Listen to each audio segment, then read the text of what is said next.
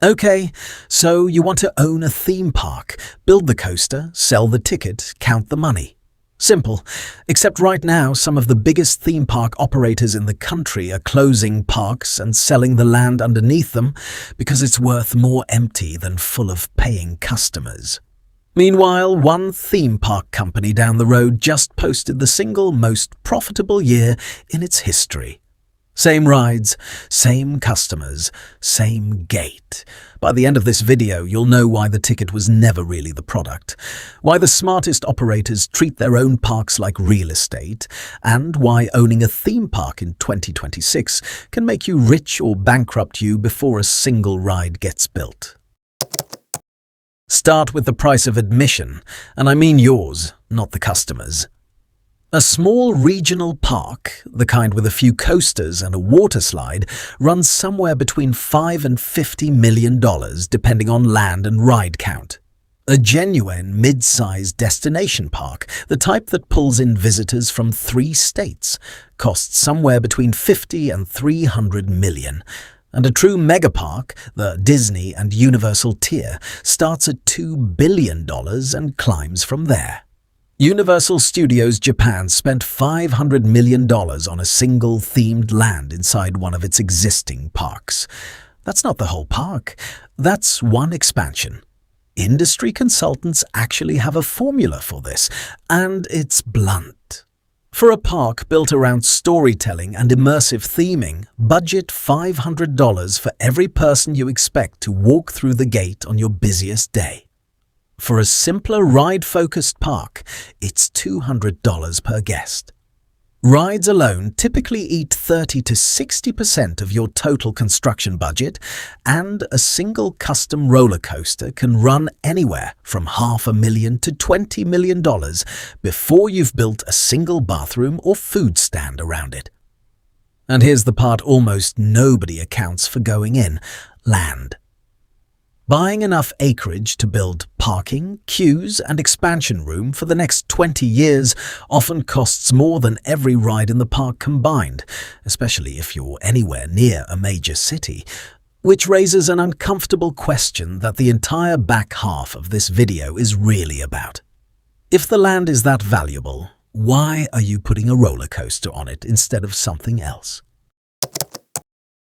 Here's the mechanism that actually drives profit in this business, and it's not the gate price. Ticket prices for major parks are surprisingly boxed in. There's only so much a family will pay to walk through the front door before they simply don't come. So the industry stopped competing on ticket price decades ago and started competing on everything that happens after you're already inside, where you have nowhere else to spend your money and no competitor down the street. The first lever is the season pass. A season pass isn't really a discount, it's a subscription. Once a family buys one, the marginal cost of another visit is zero to them, which means they come back constantly, bring friends, and, critically, spend on food, parking, and merchandise almost every single time, because they have already mentally written off the ticket cost. The park doesn't need you to visit once and spend big. It needs you enrolled, coming back all season, spending in small amounts constantly. That's a fundamentally different, far more predictable revenue model than a single ticket sale, and it's why almost every major operator has spent the last several years pushing multi-park regional passes as hard as they can. The second lever is everything inside the gate once you're already trapped there for 8 hours with no easy way to leave. Food, parking, merchandise, and the paid line skip products that have become enormous businesses in their own right. A family that spends $60 on tickets can easily spend another $150 on parking, lunch, souvenirs, and a fast pass upgrade. And that in-park spending carries far better margins than the ticket itself, the same way the ticket exists mostly to get you close enough to the food stand. Now here's the twist, and it's playing out in real time this year. Six Flags, the largest regional theme park operator in North America after its 2024 merger with Cedar Fair, is currently closing parks and selling them off, and the reasoning is almost never about the rides.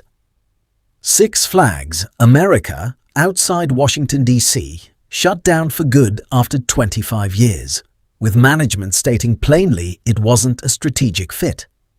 California's Great America, near Santa Clara, is scheduled to close by 2027 for a much more specific reason. The Silicon Valley real estate underneath it is worth significantly more redeveloped than it is worth as a theme park. Then, just months ago, Six Flags sold 7 of its parks outright, including Worlds of Fun, Valleyfair and Michigan's Adventure, for $331 million.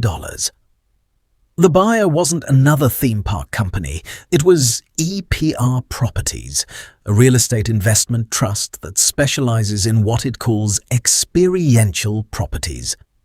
EPR's own chairman described the acquisition in almost exactly those terms. Durable land value, reliable cash flow, and long-term real estate upside, with the theme park itself functioning as the tenant paying rent on it. The rides didn't change hands, the land did. This is the same structural move you'll find underneath a surprising number of legacy American theme parks. The park exists on the land first. The rides are simply the highest yield use of that land for as long as families keep showing up to ride them. The moment attendance softens or the land's alternative value spikes, the operator doesn't fight to keep the coasters running. It sells the dirt. So why is Six Flags in this position at all, given it operates over 30 parks across North America? 2 words: debt and weather. The Cedar Fair merger left the combined company carrying close to $5 billion in debt. That's a fixed obligation that has to be serviced every single month, rain or shine. And this business is not rain or shine. A single unusually wet, unusually cold, or unusually hot summer weekend can gut a quarter's attendance numbers with 0 warning and 0 recourse.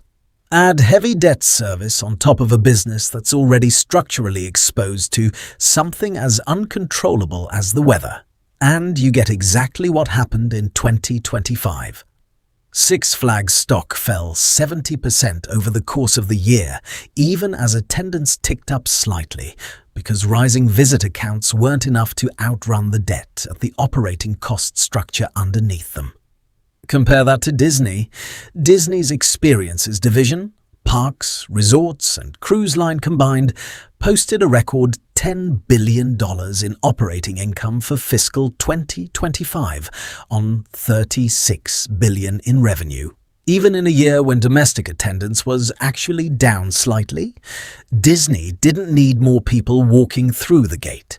It needed the people who did show up to spend more once they were inside, and thanks to pricing power that comes from owning intellectual property nobody else can legally build a ride around. That's exactly what happened. Same macro pressures, soft attendance, inflation-weary families, a tough travel year. Completely different outcome because one company is drowning in acquisition debt on commodity real estate, and the other owns characters. Families will pay a premium to be near, no matter what the economy is doing. So if you're actually deciding how to get exposure to this business, there are really 2 very different bets. The first is the regional operator model. Build or buy a mid-size park, lean hard on season passes and in-park spend to smooth out the ticket price ceiling, and treat the land underneath you as a second, silent asset that may eventually be worth more than the ride sitting on it. It's a real business, but as Six Flags is discovering in public in real time, it's also a highly leveraged bet on debt service surviving bad weather years, with the land sale as your eventual exit if the ride business stops working. The second is the megapark model. Spend $2 to $3 billion building something with intellectual property nobody else can legally copy, and extract pricing power for decades instead of fighting for ticket price share against every other operator in driving distance. That's Disney and Universal's game, and it's simply not available to a regional operator, no matter how well it's run. You either own globally recognizable IP or you're competing on land value and season pass tricks with everyone else in the parking lot. Every theme park in the country is really two businesses stacked on top of each other. A ride operator renting out land it may eventually be worth more to sell than to run, and a subscription business dressed up as a summer day trip. The rides get you through the gate. Whether you make money after that depends entirely on which of those two businesses you actually built.